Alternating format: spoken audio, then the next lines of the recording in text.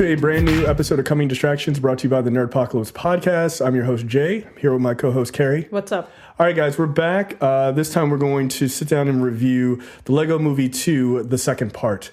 All right, Carrie, you had the luxury of seeing this movie. It was actually a luxury for once. Yeah, see? You know, you got your dinner, then you get your dessert. Yeah. Right? I'll make sure the next movie you see is horrible.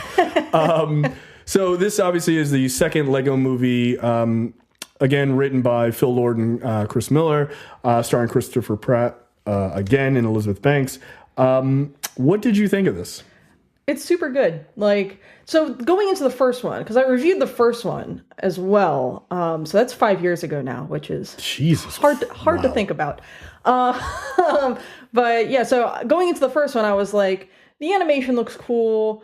I think it's just going to be like a dumb kids movie, but worst case scenario, it's a dumb kids movie, right? And then it was like really funny and really clever and really well written.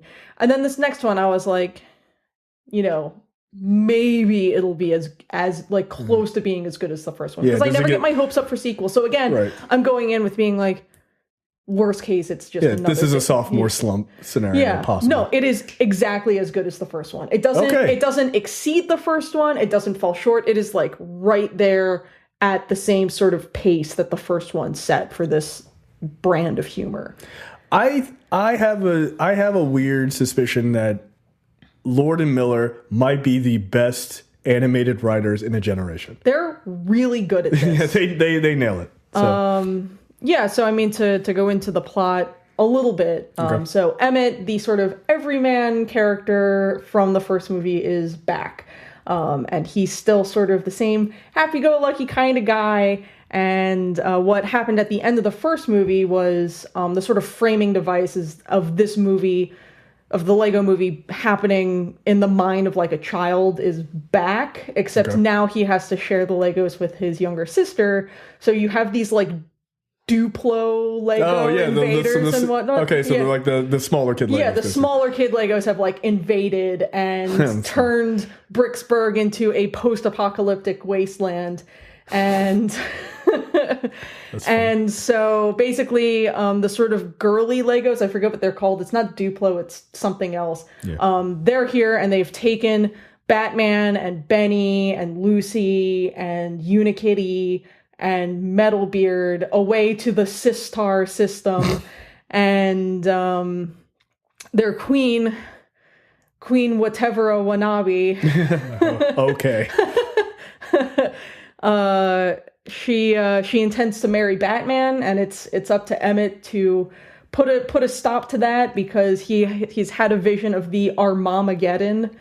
And along the way, Emmett meets basically this amalgamation of all of Chris Pratt's other well-known roles. Yeah, I would. Okay, Rex Danger Vest. Yeah, okay. I was gonna say this guy really seems like just a Chris Pratt analog. Okay, that's funny. So it's Emmett and Rex racing to save their friends before the Armageddon. So. Nice. Oh, I didn't realize that. Okay, so the Queen is played by Tiffany Haddish. That's funny. And she is easily the standout of this cast. There's a couple songs, and she gets her own song, and that shit absolutely slaps. Really?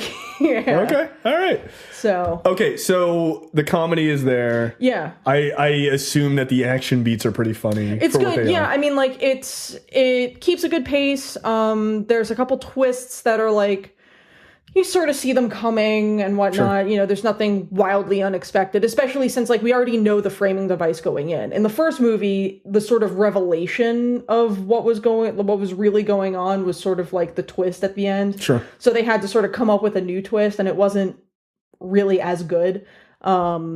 But yeah, I mean, it's super clever. It's Warner Brothers, so they like have the opportunity to do stuff with all of these other properties. All these other properties. So it's like, it's sort of self-referential, but like, you know, it's not so much to the point where you just feel like they're just patting themselves on the back. Okay. Like the jokes are there and they're really good. There's some really, really high key, like DC EU jokes in there that are just real spot on if you're following what's been going on with that at all. Nice. They just dunk on Green Lantern in the hardest way possible, and it's real good. See, but I like that. Like, at least it's self-deprecating, right? Yeah, and there's a lot of self-deprecation. One of my favorite bits was they were like, like they're trying to rally the forces, and someone's just like, and Marvel just won't call us back, and they just like move on after that, and it's really funny. It's real good. So. Yeah, and that also helps because Lord and Miller have also done work in the Marvel universe, so yeah, they can play in that world. Yeah, so it never really crosses over the line to like being annoyingly self-deprecating or self-referential. Sure, like that's very easy to do. It gets to that line and it stops. So okay,